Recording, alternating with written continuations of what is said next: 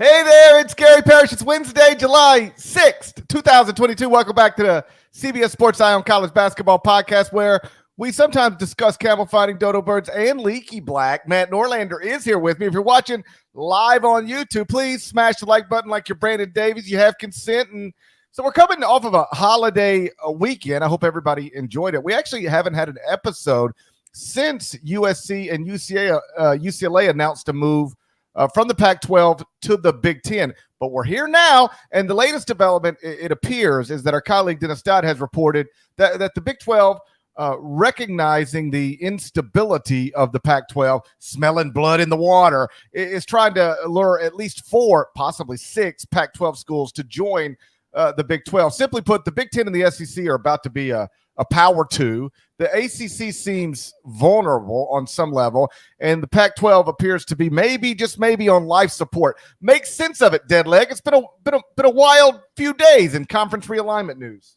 We got a lot to get to. Great to be back. Did take a little vacation last week, and I took like a 10-day respite, true social media blackout, with the exception of the 9 minutes I hopped on when this all happened, because just real quick, rewind all the way to last Thursday, take my oldest son to his first movie experience ever. We saw the Lightyear movie. Within 5 minutes of that movie starting, I get a text from someone, a source, saying, hey, USC and UCLA to the Big Ten. Seems like something's brewing there, but it might be fishy. I was like, all right, I'm on vacation, but I'll make a couple calls after this movie ends. 20 minutes later, the same source texted me, John Wilner's tweet. Wilner, wonderful reporter out west, was the one who I guess broke this story. Apparently there was no indication of it prior to that. But man, oh man. Yeah. So here we are finally getting to talk about this and everything that Dodd has reported subsequent to all of that. Tons of noise, instability. Let's take this piece by piece. I know that people have wanted to hear our reactions to all of this as well. USC and UCLA. Let's just touch on that real quick, GP, before we get to what Dodd's reporting, because there's a lot of meat on that bone that I want to get to as well. I got no indication that this was coming, but in talking to, I don't know, half dozen people that I talked to on Thursday and Friday after and amid all this was happening, it didn't seem to land with the same kind of, brace yourself shock that Texas and Oklahoma did. But at the same time, I did have one person tell me, think about when we went back to realignment a decade ago, and the idea that you would ever have USC and UCLA leaving to join the Big Ten was truly unthinkable. Even though our geographic norms and our expectations of what a conference could or should be really got broken away literally when Rutgers and Maryland joined the Big Ten, and we saw everything that happened with all that. The idea that you would have a conference based on programs based on the West Coast joining a conference in the middle of the country really seemed completely illogical, and it's really one of the biggest reasons why Gonzaga has never joined the Big East to this point, has been the geographic part of this. And yet here we are. I just kind of want your thoughts on it. We both understand, and we can explain to the audience, although our audience is intelligent, they get why this is happening. It's purely happening because of money. It's purely happening because television networks are largely dictating this because of media packages that will pay out conferences and then filter down the schools literally in the tens and tens and tens and tens of millions on an annual basis. That's why this is happening. I happen to think it sucks, but I get why it's happening. I just wanted, a chance to for you to address here, Luce, a little bit. I'm sure you have on your radio show, but for our pod audience, how this just all lands for you. This idea that we are potentially forming a top 2, a power 2, and then everyone else in the college sports landscape. To me, even though it's reality and it's imminent, GP, doesn't mean it's a good thing. And I don't even know if it's something that a lot of fans even necessarily like. I don't think you could intelligently argue it's good for college sports or good for consumers of college sports. But what it's good for is the athletic department budgets of the schools that are either going to be in the Big Ten or the SEC. And so I think at this point, with Notre Dame being a possible exception, if you're not in the Big Ten or the SEC, you're trying to get to the Big Ten or the SEC. It not only appears that we're headed toward a power 2, I think it's undeniable at this point that we're headed toward a power 2. Right now, the SEC is slotted to have 16 once it adds Oklahoma and Texas. The Big Ten also 16 once it adds USC and UCLA.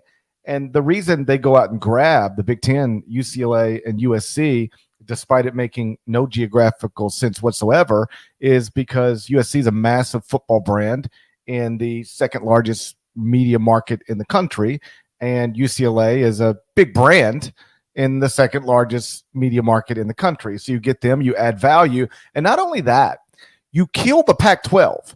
Like the media rights that are coming up, like for bidding, I know you know this, but it's the Big Ten and the Pac-12. And by taking the Pac-12's two most important schools, there's a scenario where if you are a media entity, CBS, ESPN, Fox, NBC, Amazon, Apple, it doesn't matter. 2 weeks ago, you were looking at this like, okay, sure, we'd rather have the Big Ten than the Pac-12, but like, the Pac-12 would be good too. If you can't get the Big Ten, you take the Pac-12. Now the Big Ten says, well, we're going to take the two most important Pac-12 schools. So now we're better than you thought we were going to be, and they're not important anymore. They might not exist in 6 months. So it really now, if all of these entities were getting ready to bid on two Power 5 leagues, in reality, now it's just there's one that matters and there's one that doesn't. So it should benefit the Big Ten in some obvious ways.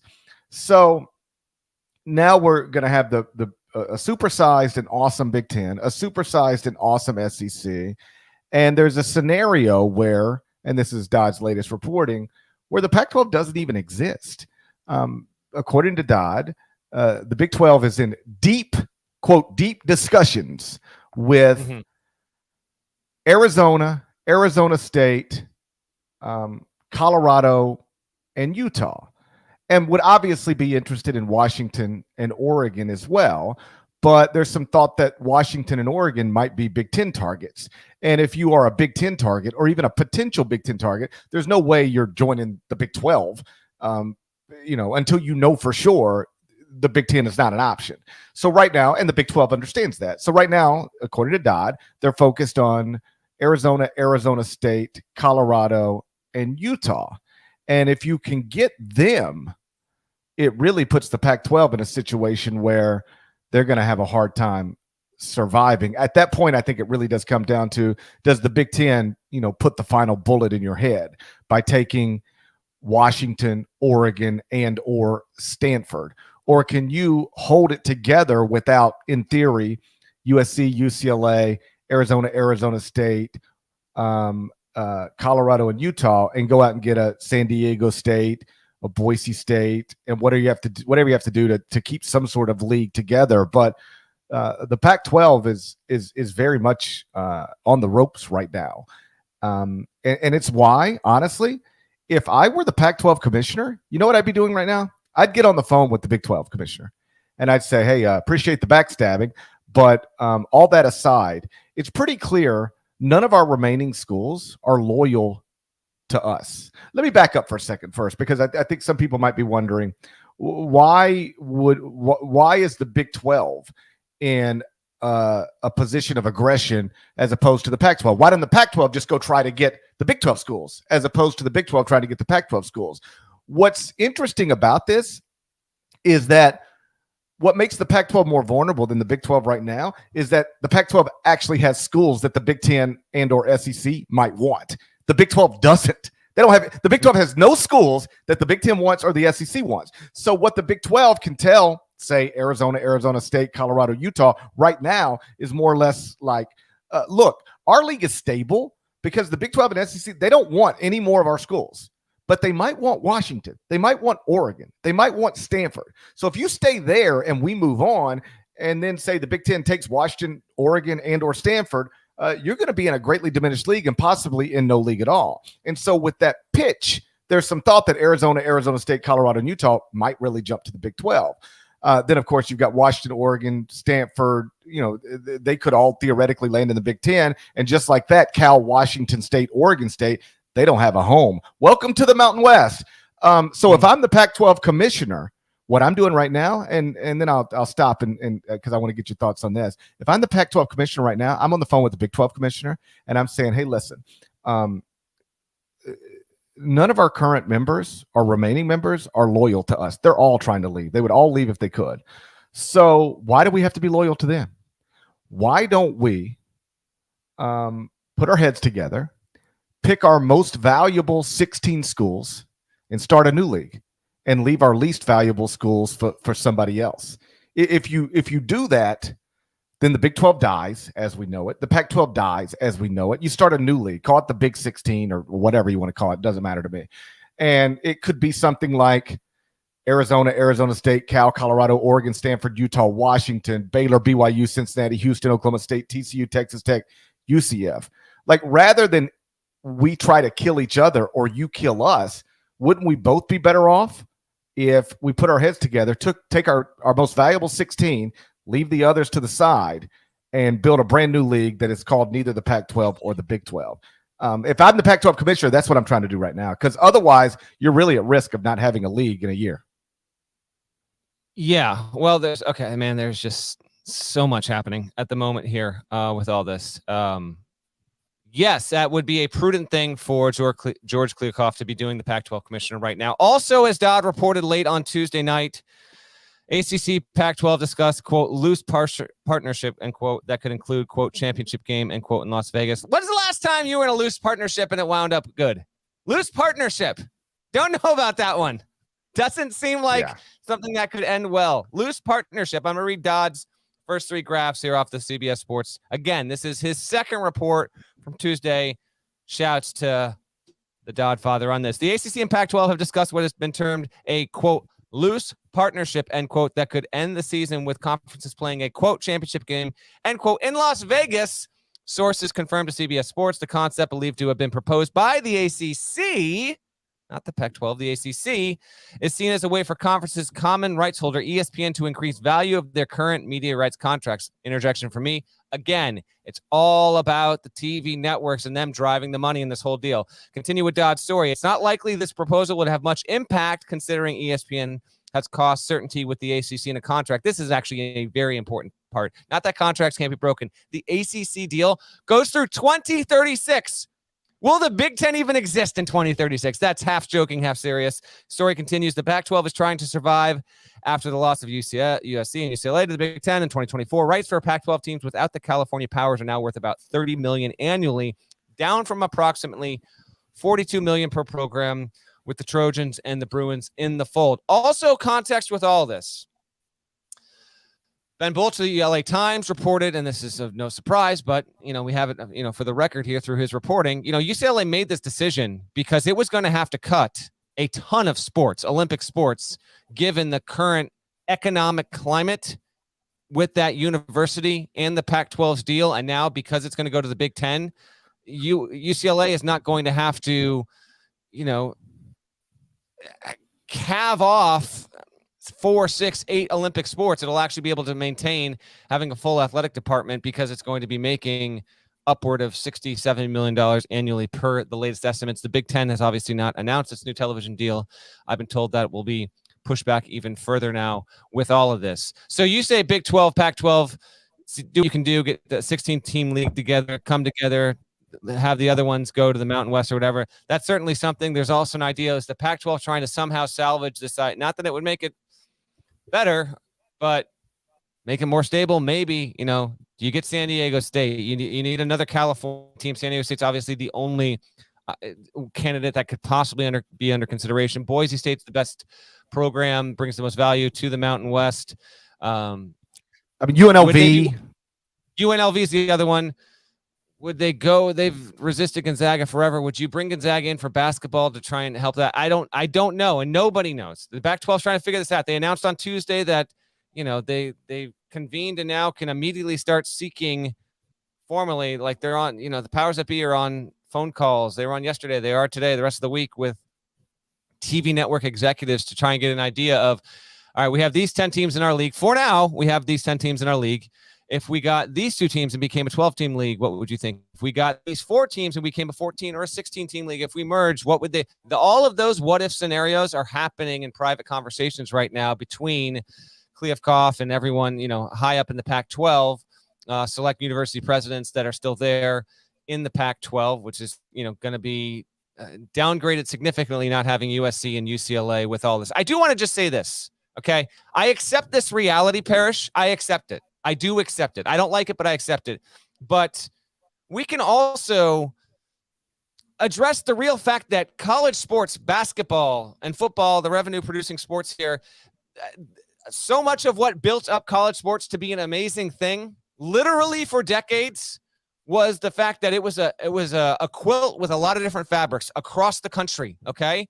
And the things that brought people together with this were regional, and it was regional patchwork that made for a nice national landscape. And that's really what, why conferences were born out in close proximity 80 years ago. I get it. It's not even 15 years ago. I get all that. But I do believe on some level, college sports 5-10 years from now, whatever the hell it looks like. And if I'm not going to, you got a lot of people out there proclaiming we're going to look up and it's going to be a 50-team mini NFL. Maybe it will, but no one actually knows that that's going to be what actually happens here. There's been a lot of, conjecture over the past 10 years about what college sports would be, and we're still not there yet. So we'll see on that. But I do think a lot of the things that brought people into college sports and made them appreciate it, which is so much of not just where you went to school or the school that you root for, but familiar friends, familiar foes, the villains you grow to love, and having proximity to them, playing them annually or twice in a season if it's basketball. Those things are being torn away and getting swapped out for schools. Great that USC in football is going to maybe go and play Minnesota at Minnesota once every 6 years. What the hell does that even mean? So you are going to be taking away, all in the name of conferences getting more money. What do fans get out of this? In football specifically, be careful what you wish for. I've mentioned this at least a half dozen times on the podcast. Go and look. Maybe I'll finally once and for all, put this to paper and lay it out for everyone. Go look at every single power conference school, basically since Boston College bolted on the Big East for the ACC. Go look at what they did in the 2 primary revenue producing sports, in football and in men's basketball. Go look at every single school that went for the greener pasture, really just for the green, for the chasing of the money. How much better is that athletic department? Are those programs, have they been since that happened? Almost none of them.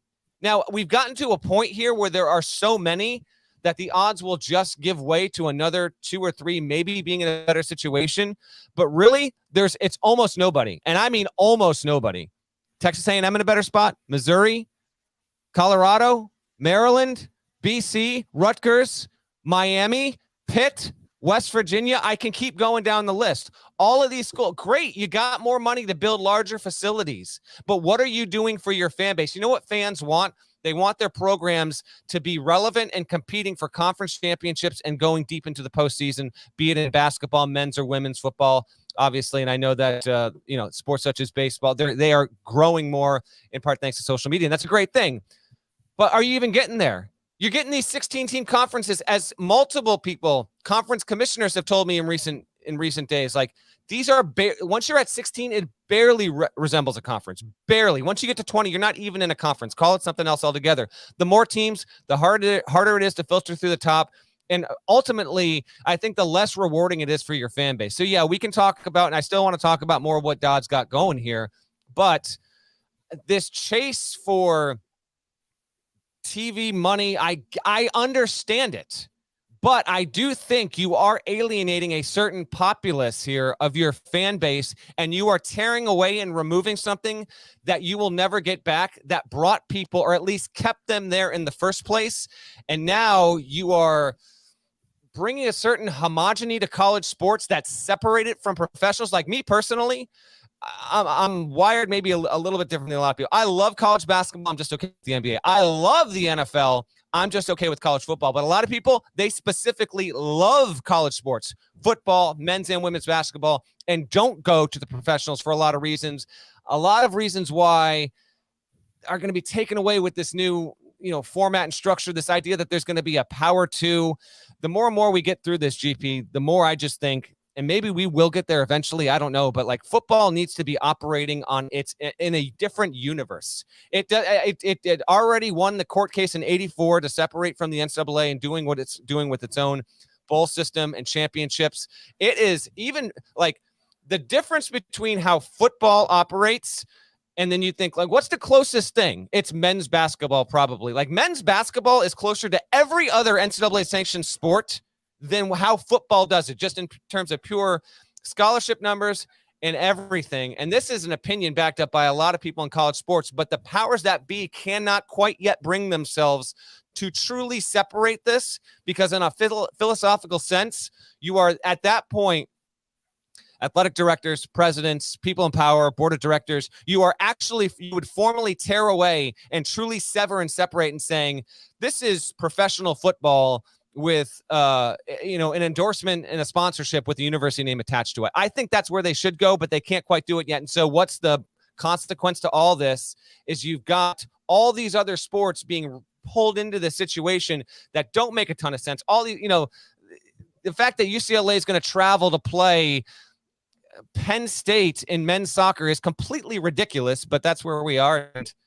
apologies for the rant, but I at least wanted to address that part. Like, there's a real part of the soul of college sports, college football, college basketball that I think is getting withered away with all this stuff. And just because it's reality doesn't mean that it doesn't suck big time. I think you're going to have a lot of buyer's remorse over the next 10, 20, 30 years, where schools go, okay, we got more money and we built nicer things, but we didn't win as much. We didn't hang as many banners. You got it right. I mean, having a $45 million practice facility is awesome, I guess, but fans are never there. Fans don't get any sort of joy from your incredible practice facility. You know what fans get joy from? Walking out of an arena or a stadium after a win over a rival. That's what makes fans feel great. And obtaining that feeling gets harder for everybody the larger these conferences get. In other words, USC is so clearly the best football program in the Pac-12. If run properly, they should win that league more often than not. And considering now they've got one of the great coaches in college football, they were set to win that league more often than not. Now they're going to be in a league with Ohio State, with Penn State, with Michigan. Winning will be harder. Not impossible. They might end up being the best in that league too, but winning becomes difficult. Oklahoma, with Lincoln Riley, was going to the playoff not every year, but it sure felt like it.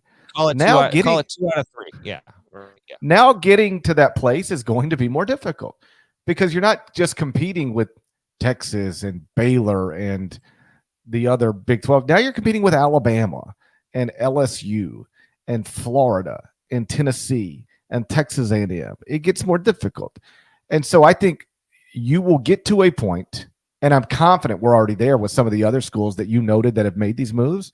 We will get to a point with some of these schools where they go, yes, we chased the money, but it was at the expense of the things that actually make college athletics fun for our alums, for our fans. And that is playing rivals that we've competed with forever and winning.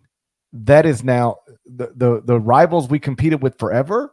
That's gone for a lot of these schools, and the winning is going to be much more difficult. I mentioned at the top that the ACC, that it feels like the Big Ten and SEC are going to be supersized, awesome leagues, a power two that is just a level above everything else happening in college athletics.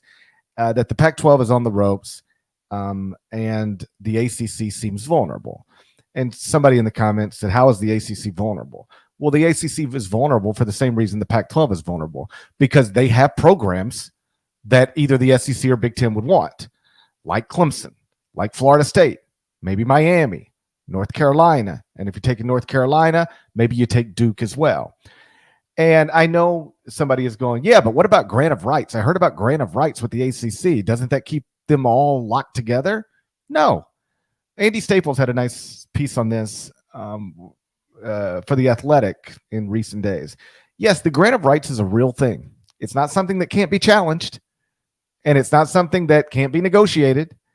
And the money is so disproportionate from what you could potentially get in the Big Ten or the SEC, as opposed to what you will get in the ACC, that even if the penalty to go is negotiated out at like $100 million or $200 million or $300 million, it's still worth going. Like, I know this sounds crazy. If you ever read a story that said Clemson would have to pay $200 million to leave the ACC, like, you'd go, well, I guess they can't do that. But guess what? They absolutely could. Like, ACC schools are getting somewhere between 35 and 40 million annually from their media rights deal. If Clemson were to go to the SEC, that number probably exceeds $100 million annually. So think about this on a normal person scale. Let's say you're making $35,000 a year at your job, and somebody says, I can get you $100,000 a year job, but it's going to cost you $200,000 to accept that job. Well, that's a big number to pay, but it's just a math problem. You know, you pay off that $200,000 pretty quickly, and then you're making $100,000 a year instead of $35,000 a year. And so certainly the grant of rights that the ACC schools agree to makes it more complicated, probably costly than it otherwise would be, but it doesn't make it impossible. And that's why there's a scenario where you end up with Clemson, Florida State, Miami, some combination of those, or perhaps all three, maybe joining the SEC someday. And, you know, you could see North Carolina and Duke also going as a package on some level to eat. They make sense for either one, the SEC or the Big Ten. North Carolina is a massive brand. It's an incredible academic school that matters to the Big Ten. And from the SEC perspective, you could add this massive brand that's North Carolina, and then you might go, but why take Duke? Basketball doesn't matter. In all of this realignment stuff, it doesn't appear anybody would want Kansas. Basketball doesn't matter. Well, I think Duke is the one brand that might actually matter. And, you know, if there's one rivalry that's going to survive any of this, it's that one. If there's right. one. So if you're the SEC, even the biggest cynic, GP, not that it can't happen. I'm never going to say nothing can happen, but if there's one, if there's two really, Auburn, Bama, Carolina, Duke, really. Yeah. So if you're the SEC, is it so bad to take the big brand that is North Carolina? And yeah, we'll take Duke too, because, hey, Ole Miss, Mississippi State, we're throwing you a bone. We're bringing in a Duke football program. You can get a win every once in a while. Like, it's okay to bring in a football program that's a big brand, Duke, and also like very beatable. Like, it's as opposed T-Rex and the goat from Jurassic Park. Duke basketball is the T-Rex in hoops, and in football, Duke is the goat. And then the actual goat that gets eaten in the movie. Yes. There you go. Right. So that's actually attractive, I would think, from a membership perspective. And then, you know, I know basketball doesn't matter, but you get to basketball season and you've got Kentucky, Duke, and North Carolina all in the same league playing twice a year. Like, there's some value to that. I know basketball doesn't matter, but there's some value to that. I mean, there's a scenario where I could see quite easily the ACC losing, let's just say for the sake of the conversation, Clemson, Florida State, Duke, North Carolina. And also Notre Dame takes all of its sports, everything, football and everything else, to the Big Ten, which, by the way, is among the reasons Stanford might be on the Big Ten's radar. Because if you're trying to learn Notre Dame, hey, I know you value your football independence, but hey, one of your football rivals is Stanford. We're bringing them for you, another great academic institution. So let's say Notre Dame takes everything to the Big Ten, Clemson, Florida State, ACC, Duke, North Carolina to either the Big Ten or the SEC. And now you've got a 10-team ACC, Miami, Wake Forest, Virginia, Virginia Tech, Syracuse, Boston College, Louisville, Pitt, Georgia Tech, NC State, At that point, they're probably trying to add, is Kansas available? Is Kansas State available? Is Iowa State available? Is Memphis available? Memphis is always available. Memphis is always available. Memphis will go anywhere. You can have Memphis whenever you want them. So, I talked about this on radio because of where I live. Memphis has been in a league before with Louisville, with Virginia Tech, with Georgia Tech. So if the ACC got, what was it? I was raised on the Metro. Right. I was raised on the Metro, and so I don't know. Like there's a million different ways this thing could go. I think we've made that pretty clear, but it seems certain at this point. I think two things seem certain at this point. One, the Big Ten and SEC are going to be on a level by themselves, and two, all 5 Power 5 leagues are not going to survive. I think you're going to see a supersized and awesome SEC, a supersized and awesome Big Ten, and then either the Big 12 or the Pac-12 or some combination of the two survives, and then you've got a diminished ACC. I think that's what college sports looks like, say, in 5 years. Okay. Few things before we move on. The term Power 5 needs to just be done with. We're done. I'm not convinced that one of these 5 big leagues will fold. I'm not convinced yet of that. I get the impression now the Big Ten wants Notre Dame. Everyone knows that. It's the matter of like Notre Dame still values its independence, and can the Big Ten actually convince the Notre Dame, which has relationships in every sport except football for the most part with the ACC, get out of there, come over to the Big Ten. I actually think that your proposed idea, which I guarantee you Big Ten people have thought about and pitched Notre Dame on, if we get Notre Dame 17 is an odd number, let's go to 18. Let's get Stanford in. I also will say, if USC and UCLA wanted any Pac-12 teams to come with them, they would have had them come along. Mm-hmm. The rest of the Pac-12 was blindsided by this. Didn't know this was happening. They would have called Cal and Stanford on this. They didn't. So I feel like, again, barring Notre Dame, which, has an NBC contract, and that one is up in a couple of years as well. And if they want to see if I don't know on that. But I will not be surprised. In fact, I would lean more yes than no on this, Parrish, that the SEC and the Big Ten will stay at 16. Because again, you actually do, unless you are going to completely redefine and alter the paradigm of what it means to be in a college, quote unquote, conference. Once you get beyond 16, what are you even doing? Like from a scheduling standpoint, from a competitive standpoint, you're not a conference. Like you're something that transcends that, and there are diminishing returns. You got to pay all these schools how much more money in a TV deal, a grant of rights deal, a media deal that continues to evolve. Oh, by the way, remember 10 years ago, all this stuff was happening with the idea that these schools had value on cable. That's not a reality anymore. It is a streaming world. Cable companies still do exist. Major television networks are still going to pay money, but even in the way that people will consume and the way that sports will be distributed on media platforms in 2027 compared to 2022 will be greatly different. So always keep that in mind. That said, I'll say the Big Ten sticks at 16.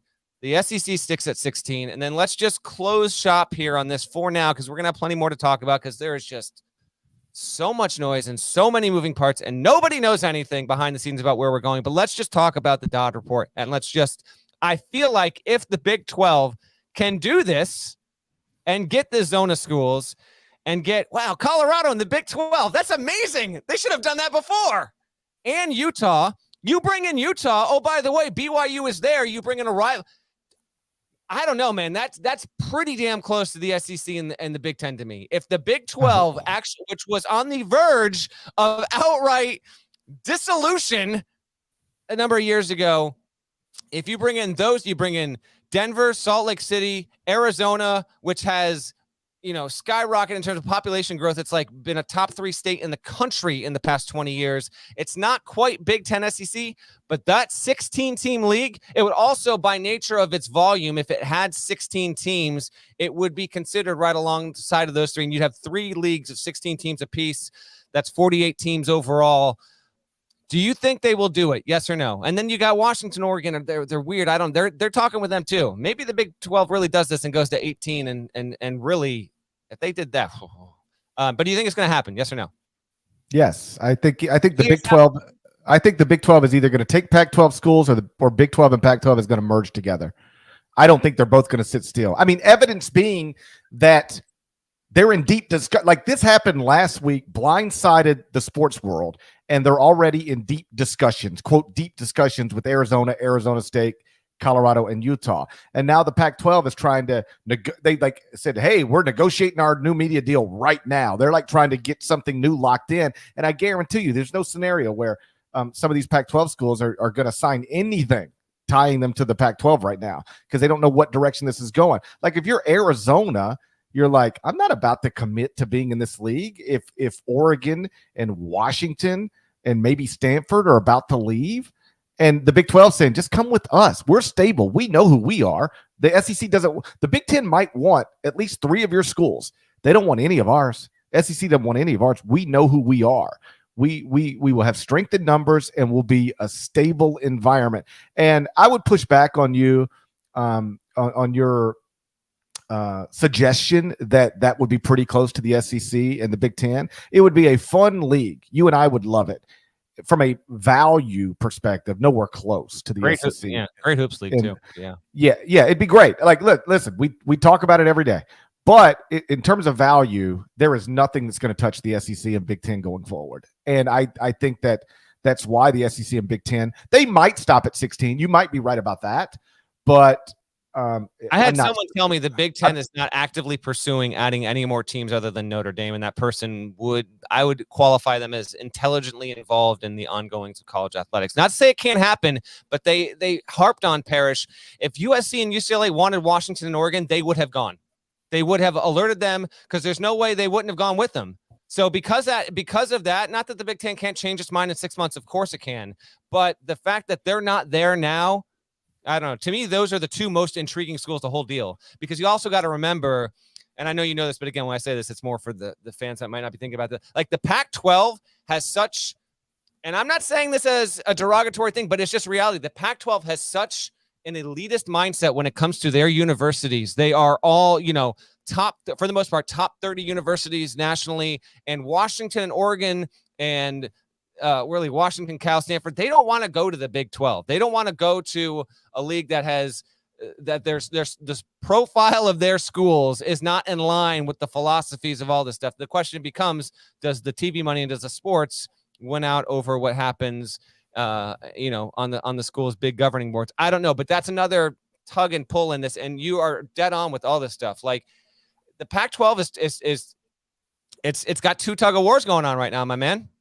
It's got like this loose partnership? Right. Loose partnership with the ACC and a title game in Vegas. What are we, like, seriously, what are we doing here? And then it's trying to keep all of its other 10 together, knowing that at least 6 of its schools are talking with maybe going to the Big 12. I asked you, I should put myself on the stand here as well. I'll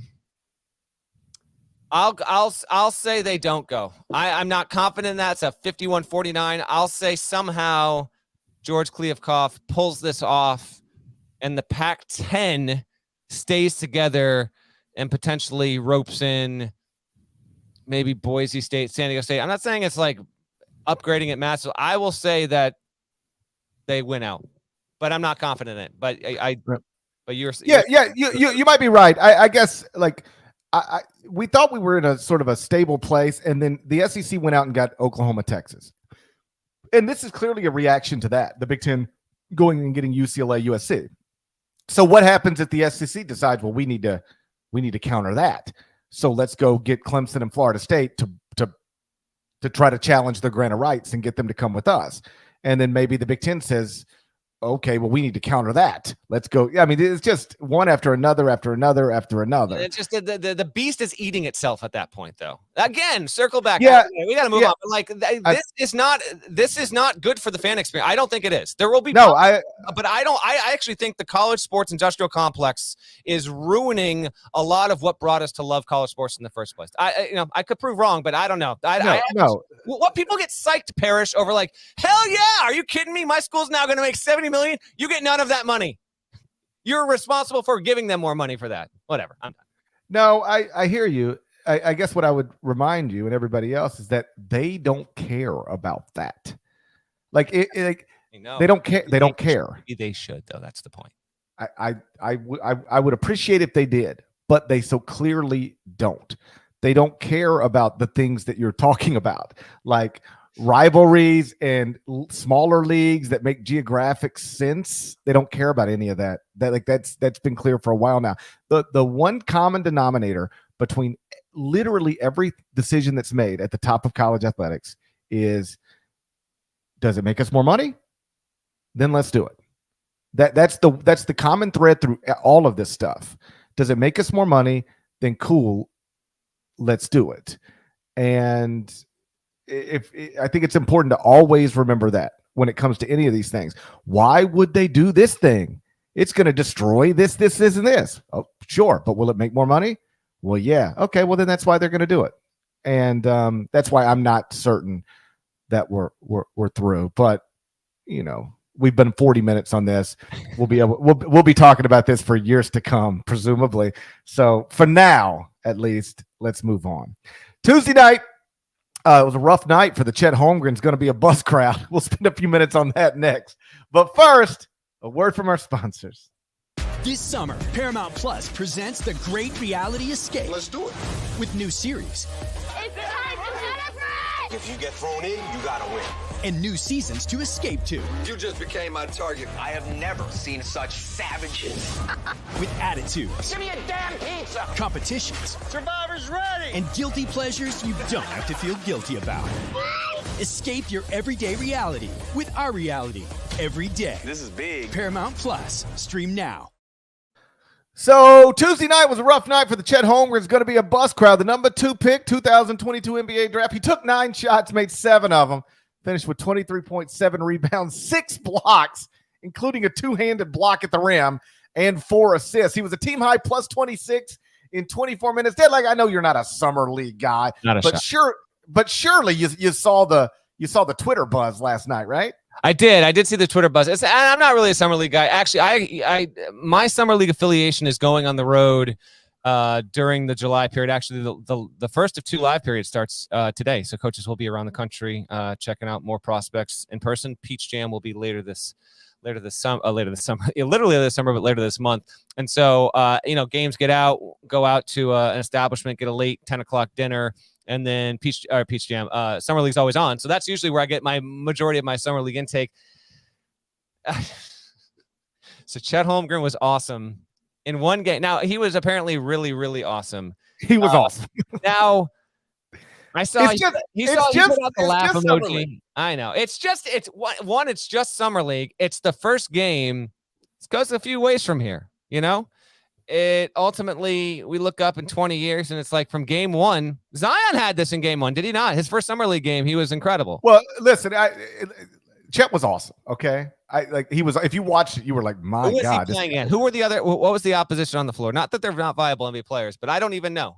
Who was on the floor? Who was he doing this against? It doesn't matter. Was Poku out there too?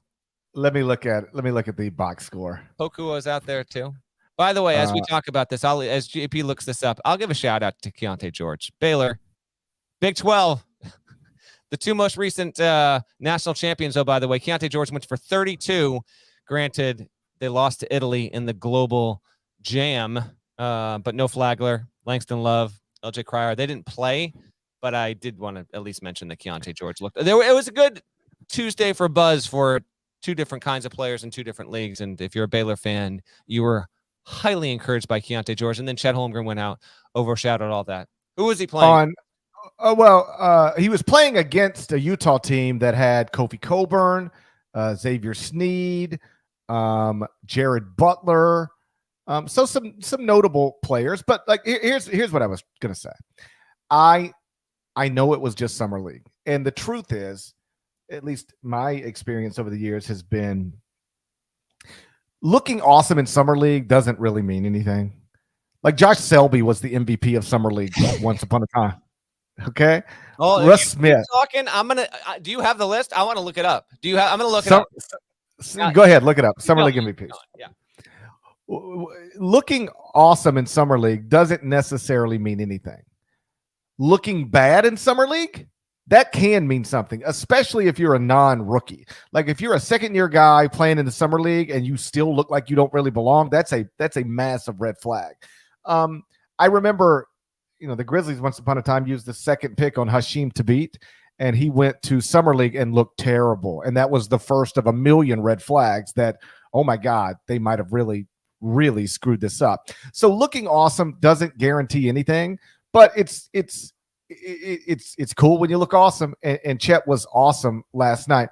How about this from ESPN Stats and Info?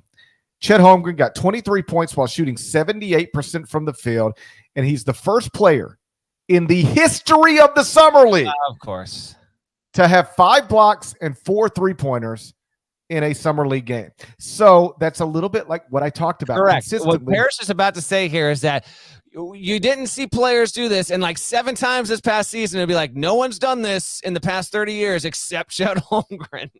That's why I said it all season and all throughout the draft process. Yes. Chet Holmgren is doing unprecedented things. Stop obsessing about his body and focus on the fact that you've got a 7'1" dude who is literally doing things that have never been done before. He did it multiple times at Gonzaga, just like Luka Doncic when he was in Europe was doing things that nobody his age had ever done.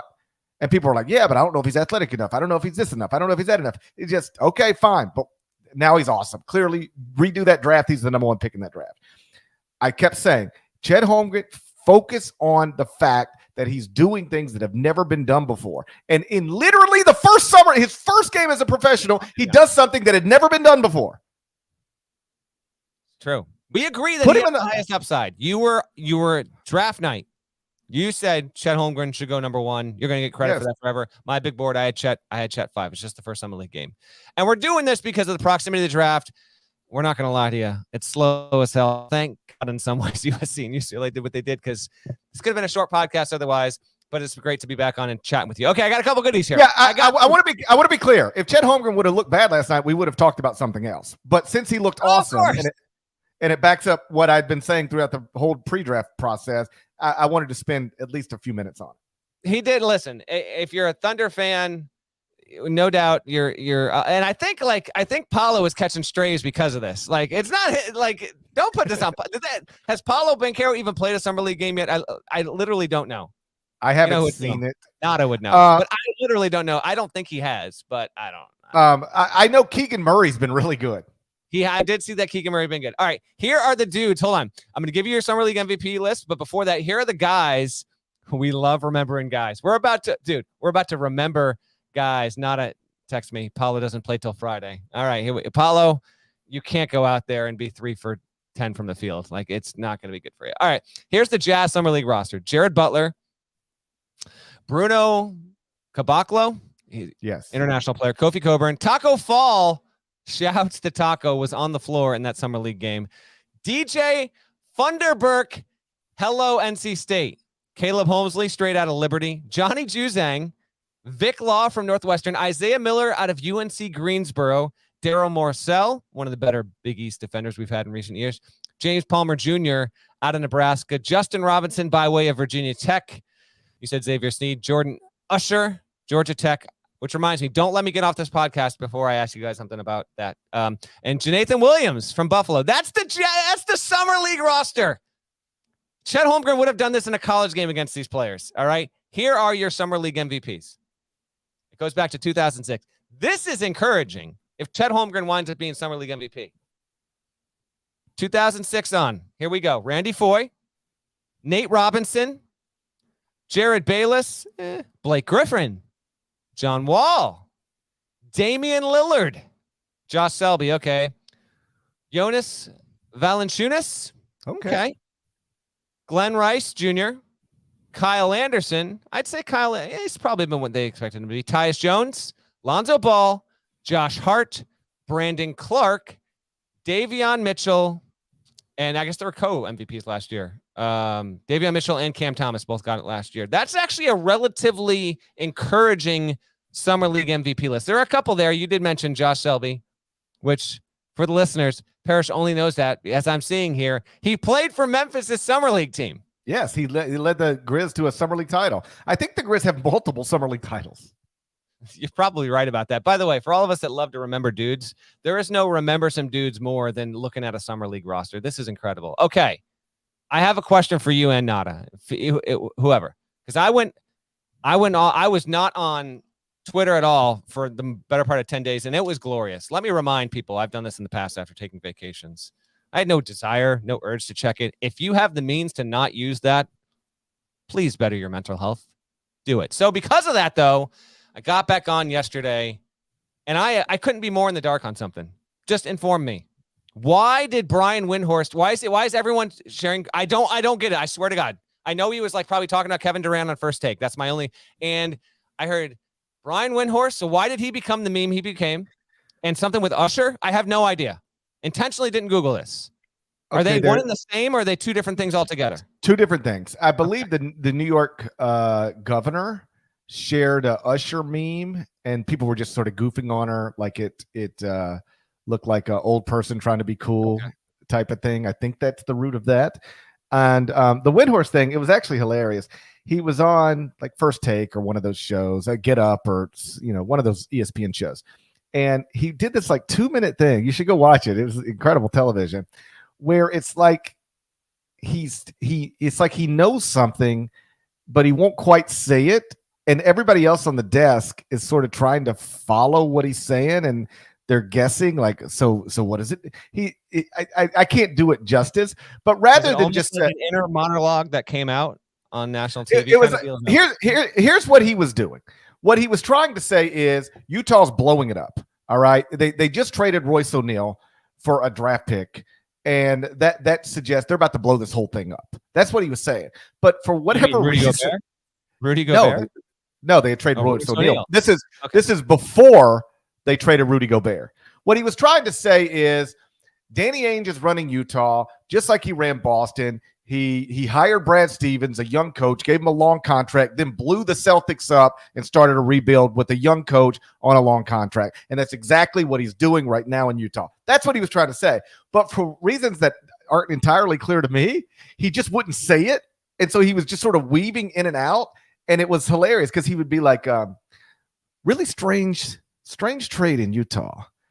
And so people around the league are, they're wondering what's going on in Utah. Why would they make that trade? And then he would like pause like this. Why would they make that trade? This is a team that was a playoff team. They've got down. So what? Really strange. And so why would they do this? And then somebody would go, because they're trying to clear space for Kevin Durant? No. And then he'd pause. And it was just this, and he would never say what he clearly was thinking, and everybody else was just sort of guessing. And it was just 2 minutes of, it was hilarious. And it got turned into a meme that people have shared now. I logged on to Twitter Tuesday morning, and like every 14th tweet had a Brian Windhorst screen grab. And I had, there was no more crystal clear example of how different real life is versus life online than that. Like I could not have been like, it was like, okay, something took over social media. I couldn't be more in the dark on this. So I was like, you know what? I'm not going to look it up. Save for the podcast. You can inform me, because I had no idea what was happening. It was hilarious. He just wouldn't say, and everybody else was like, all right, tell us what it means. Like, that's what he's actually there for, to tell you what this thing that happened means. But he wouldn't do it. It was like, just keep an eye on Utah, because there's a really strange thing that's happened there. And people, and so what? That's what people around the league are saying. What's going on in Utah? And so you just see everybody else going, well, what is going on in Utah? You tell us. That's what you're here for. But he wouldn't do it, and it made for like this incredible television moment. I don't know if it was intentional or just something that happened. It was, if you just watched it live, it was odd, but it sort of, it went from odd to hilarious very quickly. Okay. Because then people were setting it to like, theatrical music. That's what I saw. Someone like had a thing where like, I don't even, they turned him into the Bohemian Rhapsody a cappella breakdown. And I'm like, what the hell just happened here? What went down? Anyway, it was good. It was good. Well, congrats on getting off social media for a little while. Hey, you're going to go on vacation soon too, and you need to do this. I mean, it's just so freeing. I can't just tell you how freeing it is just to not have to log on and see any of that stuff. I actually like keeping up with news. I will go on vacation next week, and I probably won't be tweeting a lot because I don't participate as much as I used to. I just find the whole thing less enjoyable than it used to be. But I will still monitor, I think, because I'd like to know like where the latest mass shooting was. I don't want to be in the dark about things like that. So I use it as a way to keep up with the news, but I think your advice is great advice. I just don't know that I'm capable of completely doing it. Hey, as we get out of here, I got great news tonight. If you're ever going to watch Summer League, tonight's the night to do it. 7:00 Eastern on ESPN2, Grizzlies and Thunder, which means you get Chet Holmgren and against Kenneth Lofton Jr. Actually pretty good. 7'1", 195, Chet Holmgren against 6'6", 280-pound Kenneth Lofton Jr. You talk about body types. You got that's two different body types on one basketball court. All right, let's get out of here. Shouts to Devin Dowdy. Shouts to Chester Kyle, South Carolina. Shouts to Huck Larnell. Thank you guys once again for listening to the Eye on College Basketball Podcast. If you're watching on YouTube, either live or some point later in the day or the week, smash the like button like you're Brandon Davies. We appreciate it. It helps us a lot. You have consent. And if you're not subscribed, go subscribe anywhere you subscribe to podcasts, including Apple Podcasts, Spotify, and Apple. We need 5 stars, nice review. There's more of us than there are of them. Needs to be reflected in the comments. And we'll talk to you again real soon. Till then, take care.